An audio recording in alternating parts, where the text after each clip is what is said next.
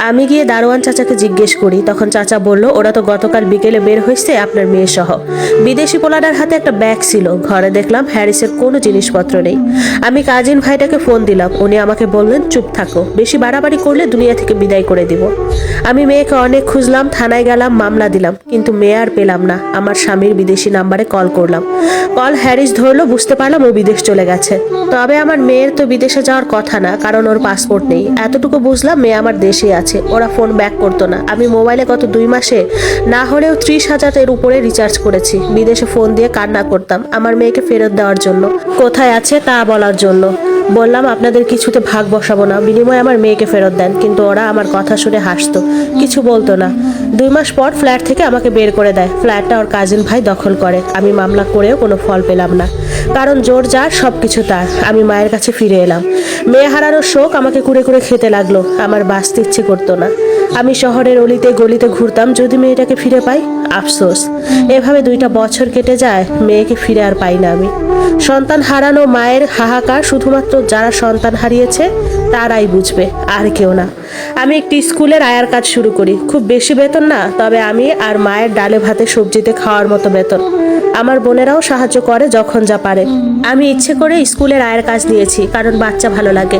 আমার সন্তান হারানোর কষ্টটা কিছুটা কমে। এর মধ্যে একদিন বাসায় দেখি সেই সবজিওয়ালা ভাইটা যে আমাকে বিয়ের প্রস্তাব দিয়েছিল, সে প্রবাস থেকে এসেছে ছুটিতে। এসেই ওই আপার কাছ থেকে আমার কথা শুনে আমাকে দেখতে এসেছে। আপাটা সহ এসেছে। আমি আপাকে জড়িয়ে ধরি এবং ভালো মন্দ জিজ্ঞেস করি। উনি আমার মাথায় হাত বুলিয়ে দেন, বলে আল্লাহ তোমাকে সব সুখ দিক। আপাকে বলি আপা, আল্লাহ যেন আমার মেয়েটাকে ফেরত দেয়। আমি জানি না আমার মেয়েটা আজ 2.5 বছরে দেখতে কেমন হয়েছে, কত বড় হয়েছে। আমি কি দেখলে চিনবো আমার মেয়েকে? আপা বলে সব আল্লাহর হাতে ছেড়ে দে, নিজের মতো বাঁচ। সবজিওয়ালা ভাইটা আমাকে অনেক সান্ত্বনা দেয় এবং সোজাসুজি আমার মাকে বিয়ের প্রস্তাব দেয়, কারণ তার ছুটি কম, সে 2 মাসের ছুটিতে এসেছে। আমি এটা শোনার পর বলি কখনো সম্ভব না, আমি জীবনেও আর বিয়ে শাদী করবো না।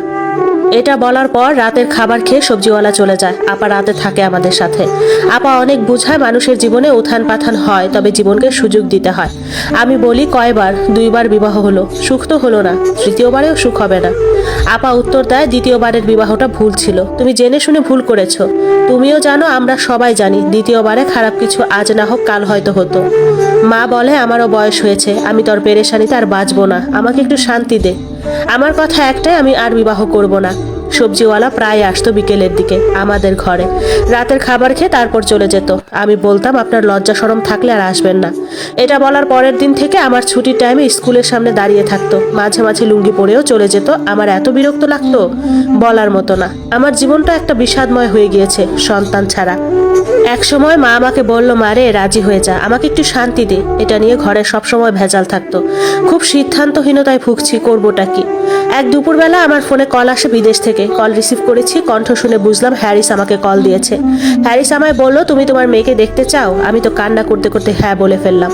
তখন আমাকে হ্যারিস ওই বেঈমান কাজিনটার সাথে যোগাযোগ করতে বলে, আর পাসপোর্ট রেডি করে পাসপোর্ট কপি ও কাজিনটাকে দিতে বলে। আমি কাউকে কিছু না জানিয়ে 1 মাসের মধ্যে পাসপোর্ট রেডি করে ফেলি। এর মধ্যে সে প্রায় সময় আমার সাথে যোগাযোগ করতো এবং বলতো তোমার মেয়েকে তুমি পাবে, চিন্তা করো না। ততদিনে সবজিওয়ালার সাথে বিয়ে শাদীর চিন্তা সম্পূর্ণ বাদ। পাসপোর্ট রেডি করে আমি ওই বেঈমান কাজিনের বাসায় গেলাম, তাকে পাসপোর্ট কপি দিলাম আর বিয়ের কাবিনের কপিটাও দিলাম। প্রায় 1 মাস 6 দিনের মধ্যে হ্যারিস সব রেডি করে ফেলে এবং আমাকে কল করে বলে ওই কাজিনটার বাসায় গিয়ে টিকিটটা যেন সংগ্রহ করি। শুধু পাসপোর্ট বানানোর খরচটা আমি বহন করেছি, বাকি সব খরচ হ্যারিস করেছে। আমার চিন্তা হচ্ছিল আবার কোনো নতুন বিপদে পড়বো কিনা, কিন্তু মেয়েকে ফিরে পাবার আশায় যে কোনো বিপদের সামনে পড়তে আমি রাজি। যাওয়ার দিন সুন্দর করে রেডি হয়ে মাকে বললাম, মা আমার জন্য দোয়া করবেন, একটা কাজে যাচ্ছি। ছোট বোন বলল, কবে আসবেন? বললাম 2 দিন লাগবে।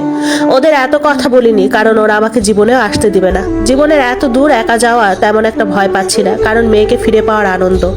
লম্বা একটা জার্নি শেষ করে লন্ডনে নামলাম। কোথায় যাব, কোন দিকে যাব কিছু বুঝতেছিলাম না। এয়ারপোর্ট থেকে বেরিয়ে এক বাঙালি সিলেটি ভাইয়ের মোবাইল থেকে হ্যারিসকে কল দিলাম। বললাম আমি এয়ারপোর্টের বাইরে, তুমি কোথায়?